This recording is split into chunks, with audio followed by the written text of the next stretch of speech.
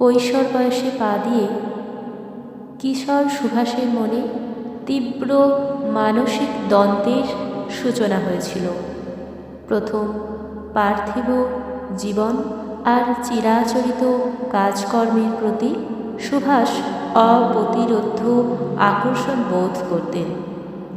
তিনি বুঝেছিলেন মানুষের জীবনের সীমানা বেশি দিন নয়, যৌবন একদিন বার্ধক্যে উপনীত হয়।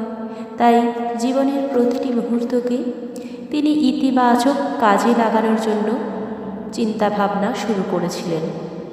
দ্বিতীয়ত, তার মনের ভেতর এক উন্নততর আধ্যাত্মিক সত্তা লুকিয়েছিল।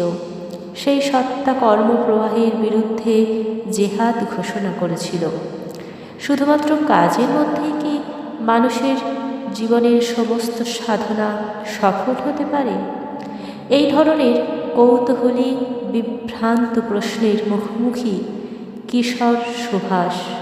তখনই হঠাৎ একদিন স্বামী বিবেকানন্দের রচনাবলীর সঙ্গে পরিচয় হল কিশোর সুভাষের।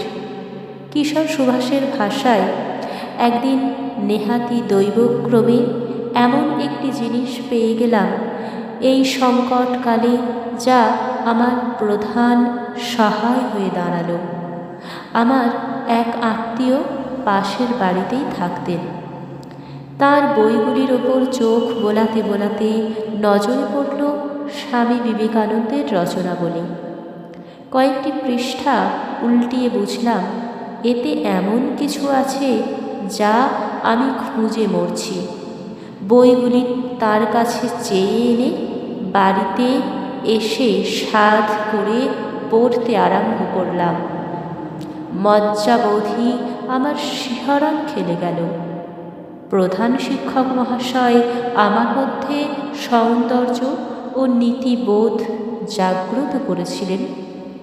আমার জীবনে এক নতুন শক্তি এনে দিয়েছিলেন, কিন্তু এমন কোনো আদর্শ তার কাছ থেকে লাভ করিনি যার জন্য সমগ্র সত্তাকে আমি উৎসর্গ করতে পারি। বিবেকানন্দ আমাকে তাই এনে দিলেন।